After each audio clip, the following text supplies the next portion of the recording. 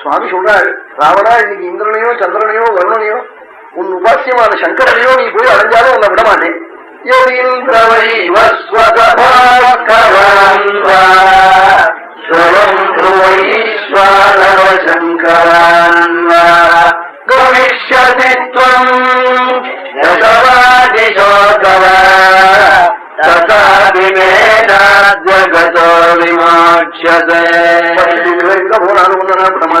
ராமன் சொல்லிவிட்டு, ராவணா என்னமோ நான் கீழே இருக்கிறேன், யுத்த களத்துல இருக்கிறேன், எனக்கு ஒத்தாசிக்கு ஒத்துரும் இல்லை, உனக்கு நிறைய இருக்குது அப்படி நினைச்சு விடாது.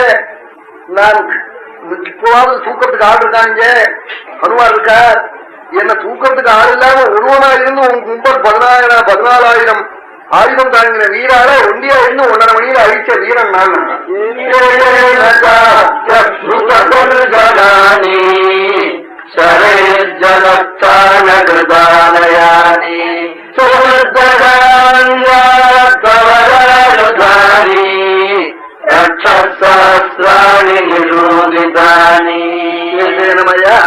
இது உட்கரைந்த வீரரான பொன்னாயுதம் தாங்கின 14,000 வீரான 1.5 மணியில் அழிச்சேண்டா.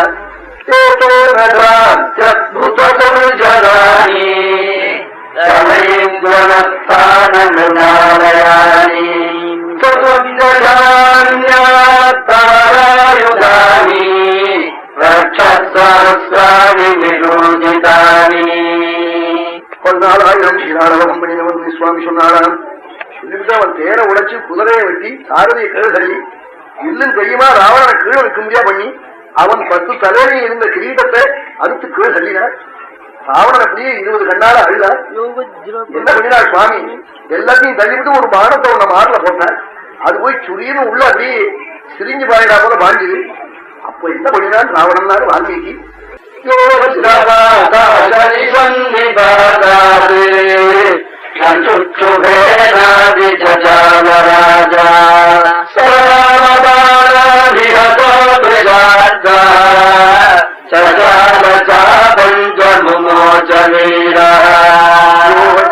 ஆரம்பிச்சார். அப்படி வந்து பொந்து பொந்து பொந்து பொந்து வருது. அவன் எந்த ராவணன் முன்பு இந்திரனோட யுத்தம் பண்ணும் பொழுது வஜ்ராயுதம் மார்ல வந்து விழுந்த காலத்துல வஜ்ராயுதம் முனி மயங்கி போய் சிரிச்சாரோ அந்த ராவணன் ராவபானத்தால் அடிபட்டு பனங்கோல ஆடுறா போல ஆடி கையில இருந்த வில்ல கீழே விட்டுட்டானா. மார்ல வந்து இந்திரன் போட்டு ஓடும்போது இடி விழுந்தா போல வந்து விழுந்துதான்.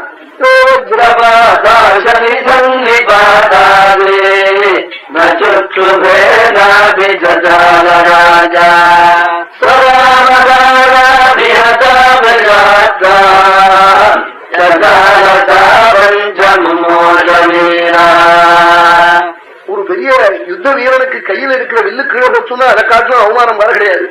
அவன் போலீஸுக்கு தலையில இருக்கிற கர்ப்பம் கீழே ஒருத்தன் தள்ளிவிட்டான்னா அதை காட்டிலும் அவனுக்கு மானபங்கம் வர கிடையாது. உடனே ராவணன் 20 கண்ணாலே அழுதார். 2 கண் கலங்கினா பொறுக்காத தெய்வம் ராமன். சத்ரு அழுதவோ பொறுக்கலையா, ராவணா ராவணான்னு ஆளா நீ ரொம்ப சிரமப்பட்டிருக்கேன்.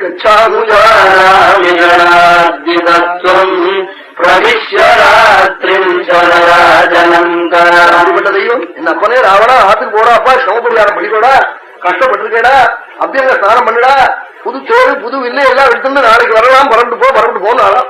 சத்ரு எப்படி சொல்லுவனா, அதனாலதான் கம்பர் இன்று இவன் வந்தான்.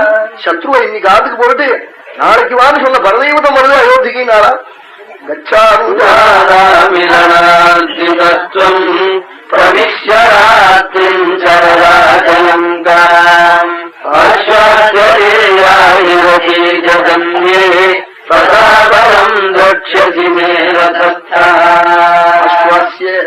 சிரம பரிகாரம் பண்ணிட்டு புது வில்லு புது தேரு புது கவச்சம் புது கிரீட்டம் புது வஸ்திரங்கள்லாம் தரிச்சுண்டு நாளைக்கு வந்து பாரியம் பலத்தை. ஆனா எங்கேயாவது வெளியில போய் தப்பா போய் சொல்லிவிடாதே பேப்பர் காராள்கிட்ட. அவன் பேப்பர் ரிப்போர்ட்டர் போய் தவறுகிறான், ராமன் முடியலன்னு என்ன ஆத்துக்கு போச்சோன்னு சொல்லிவிடாதே. நாளைக்கு வந்து என் பலத்தை பரீட்சை பண்ணி பாரு. நாளைக்கு தெரியும், இன்னைக்கு பரீட்சை பண்ண உன்னால முடியாது, ஒரு தட்டு தத்தினா கீழே விழுந்துருவே.